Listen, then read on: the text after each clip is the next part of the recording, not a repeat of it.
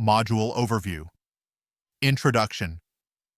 The institutional foundations of economic performance. Economies do not exist in isolation.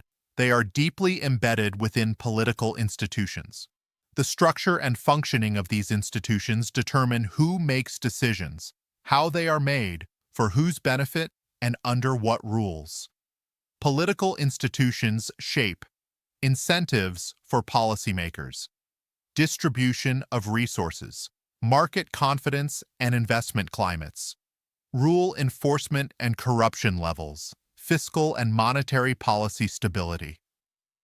This module provides a rigorous exploration of how institutions like democracy, bureaucracy, judiciary, political parties, electoral systems, and federal structures directly and indirectly affect economic behavior, development trajectories, and outcomes. 2.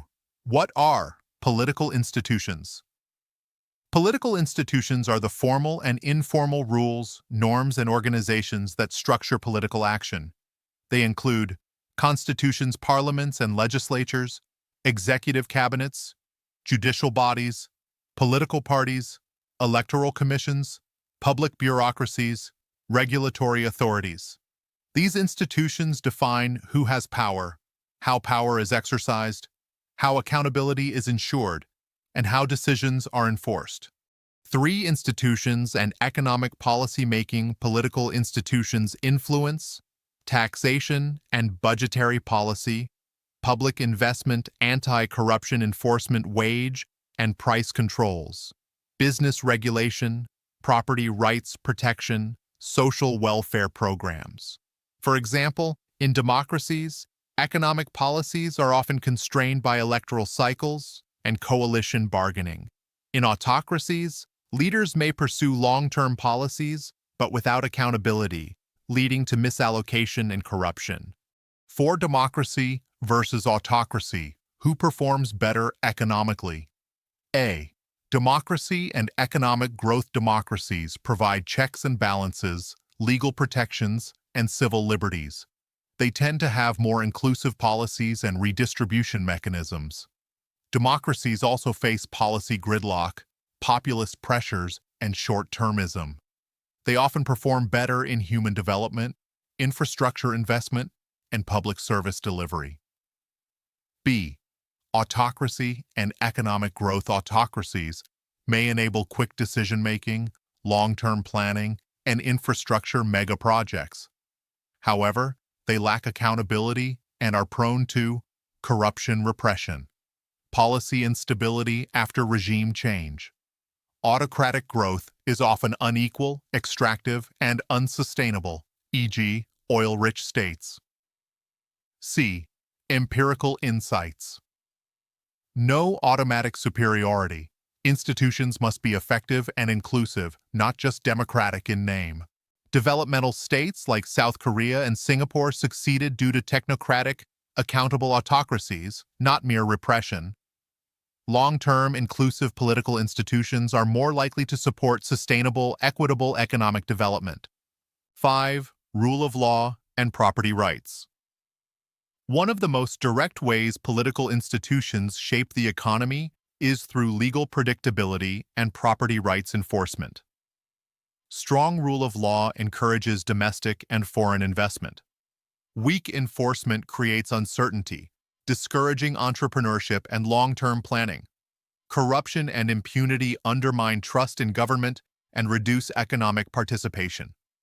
A credible legal system fosters contract enforcement, anti-monopoly regulations, environmental standards, anti-corruption safeguards. 6. Bureaucracy and public sector institutions. The efficiency and integrity of a country's bureaucracy can make or break its economy. A. Weberian bureaucracy, professional, meritocratic, rules-based. Promotes efficiency, continuity, and effective service delivery. B. Patronage bureaucracy, appointments based on loyalty or ethnicity, leads to inefficiency, bribery, rent-seeking. C. Impact on development. Efficient bureaucracies improve tax collection Infrastructure rollout, education, and health delivery. Weak bureaucracies often lead to leakages, ghost workers, contract fraud, and inflated costs. 7. Electoral systems and economic policy. The rules of political competition shape economic outcomes in subtle but powerful ways. A. Majoritarian, first-past-the-post systems. Create strong executives with stable majorities. Risk of underrepresenting minority interests. Policies may skew toward populism or majoritarian bias. B. Proportional representation systems. Encourage coalition governance and compromise. Greater inclusion of diverse political and regional voices. May slow policy implementation but promote consensus-based growth. C. Electoral competition and economic cycles. Pre-election spending spikes and post-election austerity are common in democracies, e.g., Nigeria, India. Political business cycles distort fiscal responsibility. 8. Decentralization and federalism. Political decentralization can improve or undermine economic outcomes. Pros. Local governments understand community needs better. Enhances fiscal autonomy, policy innovation, and citizen engagement. Cons. Local elites may capture decentralized power. Inefficiencies, duplication of services, poor coordination and corruption. Federal systems like those in the US, India, Nigeria, and Brazil have mixed records depending on the capacity and accountability of subnational units.